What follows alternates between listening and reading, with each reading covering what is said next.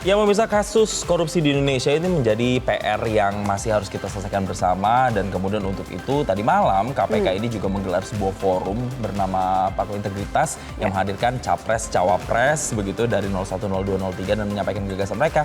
Soal apa nih kira-kira wacana untuk bisa menyelesaikan atau mencegah kasus korupsi di Indonesia tambah menjamur lagi, Naila? Ya, menariknya di antara upaya yang berbeda-beda ini, ketiganya ternyata memiliki pandangan yang sama bahwa integritas memang dibangun dan dimulai dari pemimpin sebagai contoh untuk ke bawahannya. Nah, kita lihat apa saja yang disampaikan oleh masing-masing paslon. Kalau dari Anies, ini menyampaikan bahwa komitmen pemberantasan korupsi di Indonesia harus dimulai dari level yang paling atas, yakni Presiden. Pimpinan tertinggi menegakkan prinsip integritas, maka akan menular ke bawahannya pun sebaliknya. Betul, dan juga ada poin memiskinkan koruptor itu ya, yang kemudian ini memang sudah dibawa oleh Capres 01 pada saat debat pertama bahkan ya. Memiskinkan koruptor itu menjadi yang khas begitu ya ketika kita berbicara gagasan dari seorang Anies Baswedan dan juga Muhaimin Iskandar.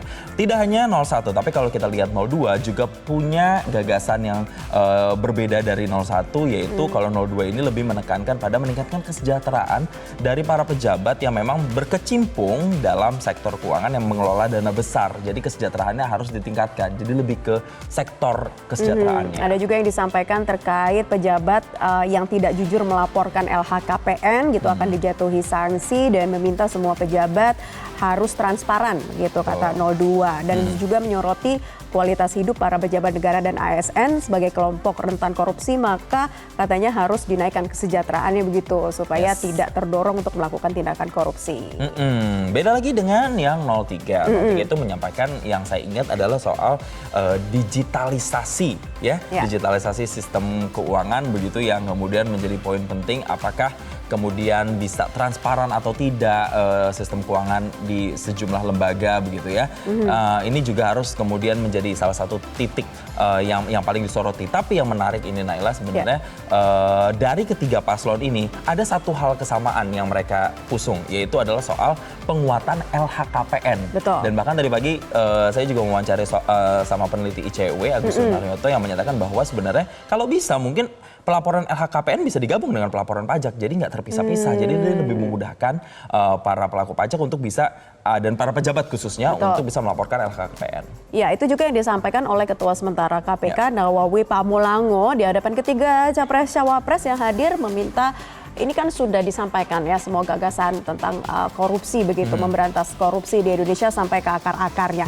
Nah, Ketua Sementara KPK meminta komitmen nyata ya dari mereka jika terpilih untuk menguatkan peran LHKPN dengan pemberian sanksi tersebut. Kemudian KPK juga meminta mengenai koordinasi dan supervisi, penguatan kelembagaan KPK dan komunikasi penegakan hukum nantinya juga menjadi aspek-aspek penting yang harus diselesaikan oleh lembaga anti rasuah, lembaga korupsi. Nah, ini berbicara soal hal-hal penting yang Naila singgung tadi ya. Tadi saya juga teringat bahwa sebenarnya pelibatan publik atau partisipasi publik ini juga penting kalau ICW menilainya. Karena selama ini mungkin penegakan korupsi di Indonesia belum sepenuhnya transparan untuk melibatkan partisipasi publik.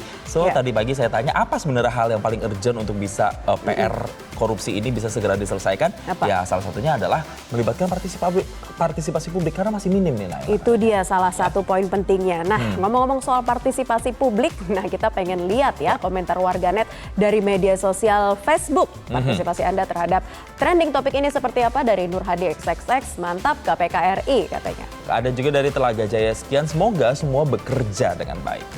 Dari Chris Yatno, tidak begitu percaya begitu itu apa tuh lagu lama katanya. Lagu lama.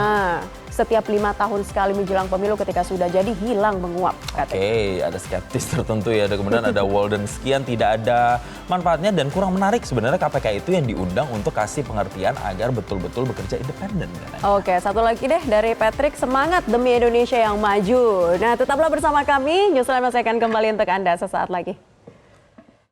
Jelajahi cara baru mendapatkan informasi. Download Metro TV Extend sekarang.